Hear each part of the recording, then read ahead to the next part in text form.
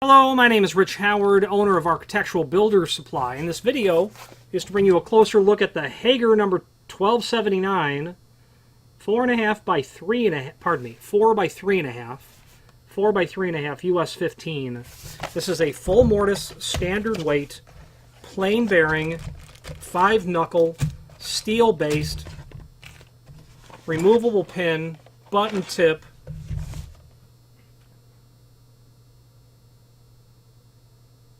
hinge, and satin nickel. I was trying to think if there were any other features of it that I missed. That's what it is. It might strike you that this is taller than it is wide, and that's the 4 by 3.5. So let's start with dissecting this part number. 1279. That literally means, oh, I missed one, standard weight. Standard weight. 1279 means that it is a 5-knuckle, plain bearing. There are no bearing packets. Standard weight hinge, and that would be like basically 130 thousandths leaf thickness. Full mortise. You can see from the swag on the hinge leaves there that when they're brought parallel, they're meant to be mortise. They're meant to be flush with the edge of the door and frame and provide you that gap between the door and frame. Button tip. You use your imagination. You can see how that looks like the button on your coat. That is a removable pin. You can drive that out. Wouldn't be a problem.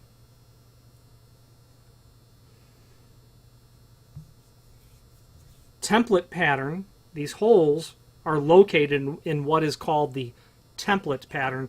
Template can be a technical drawing, which there is one below, which we'll look at in a moment. But this would also be considered a standardized pattern that we call the template pattern.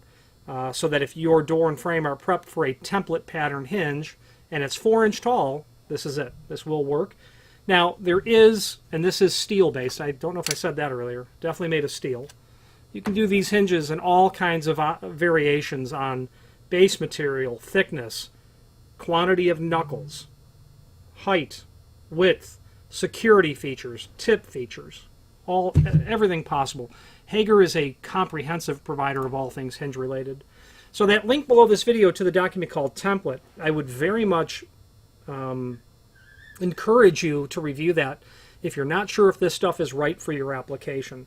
What's interesting though is they don't show a template for a 3.5 inch wide hinge. And I've checked their website and I don't see one there as well. I will contact them and see if they have one available for us to update the site. The bottom line is you can see how the F dimension changes as the width of the hinge changes. So the F dimension is basically from here down. And when you're dealing with a 4x4, the F dimension is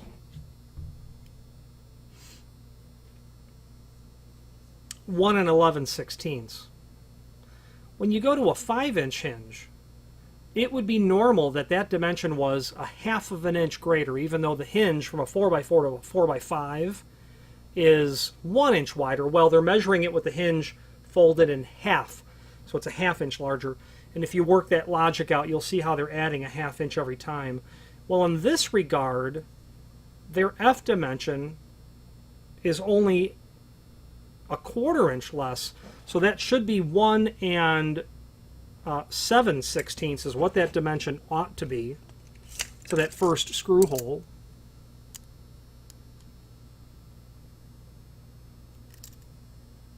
Pardon me, 1 7/16 overall leaf height.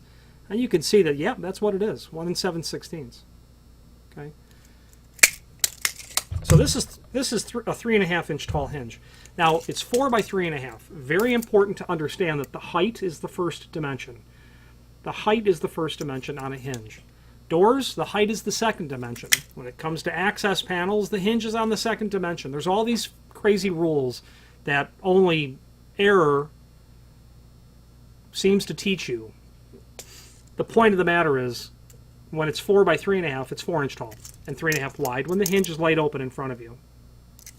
Now, why is that so important? Well, you wouldn't want to run into a scenario like somebody did many years ago where there was a job of about a dozen 4-foot hollow metal doors.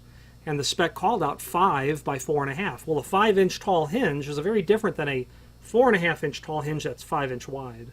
A very different scenario. 5-inch tall hinges are used on wider doors because the height of the hinge significantly increases the hinge's ability to do its job, hang the door. Every time you go larger in the height, it is able to handle that weight substantially more appropriately. And that's why you would spec a 5-inch hinge. So you do want to be sure that if you've got a 5 by 4.5 in your spec, that it's 5-inch tall. Those aren't standard hollow metal doors, usually, even when it's a 4-foot wide door. Aluminum storefront, very commonly 4.5 by 4-inch hinges. Wide throw hinges, very commonly 4.5 by 6. 4.5 by 6. Why would you use a 4 by 3.5 when it's really only a 1/4 inch smaller than a 4 by 4? Well, excessive protruding hardware is not elegant. It could also be considered somewhat hazardous. You could have a hallway where you have hinge barrels hanging out further than they should, as not very attractive. You could have a shadow line detail on your frames. You could have wood frames that have been built so that they're flush with the edge, and you've got drywall with a J bead coming right to the outside of the jamb and flushing all of that off. So there's just a shadow line detail between the edge of the jamb and the drywall. So a shadow line detail would be something like that. And then your frame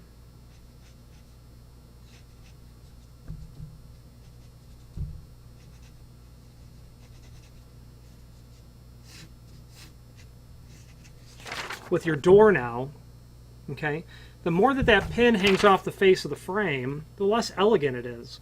So going with a 4.5 by, a 4 by 3.5 draws that pin in closer. And if you've got a flush wall condition, the door will still basically go to 180 until the trim hits the wall, which you probably won't do.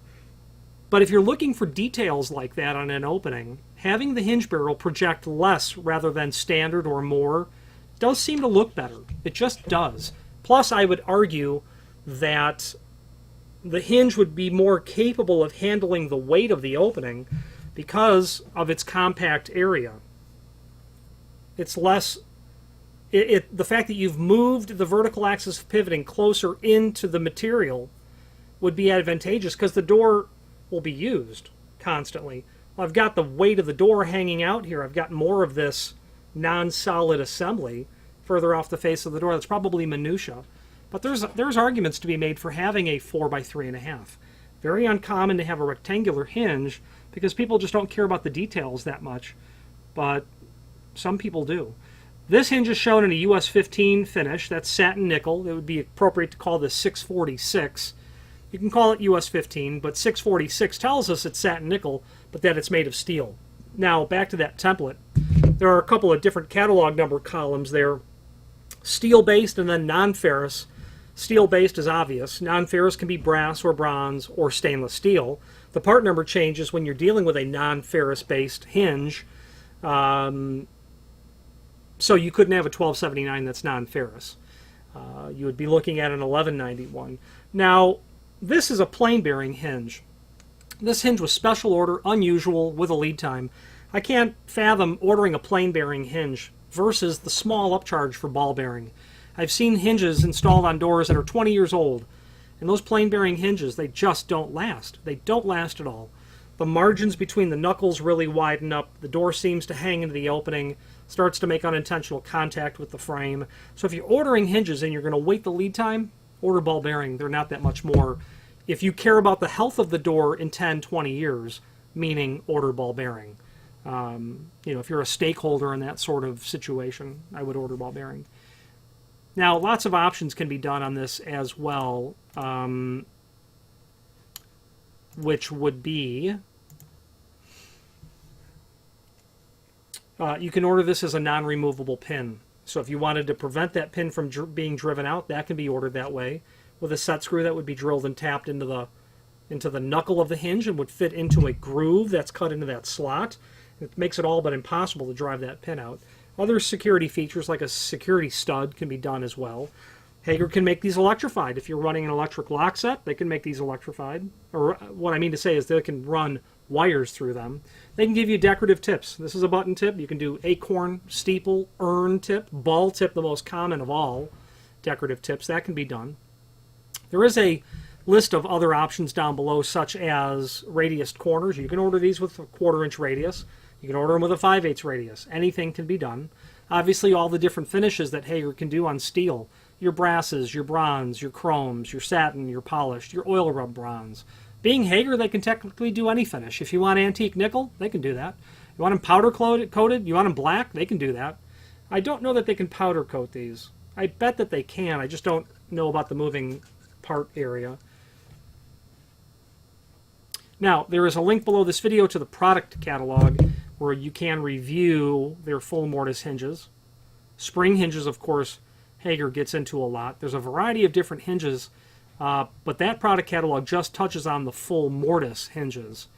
And full mortise is its own category, primary category under the hinge department, and is used when you're going to mortise both leaves to the door and frame, and that's a result of the swag on the hinge leaf that's here. The fact that the leaves are not flat underneath. If you put a straight edge underneath here, it would rock back and forth. That makes it a full mortise hinge. Speaking of those hinge screws, those holes, screws are included. You'll get enough to do wood and metal for each hinge. By all means, feel free to specify the screw type that you want. AWS would mean all wood screw.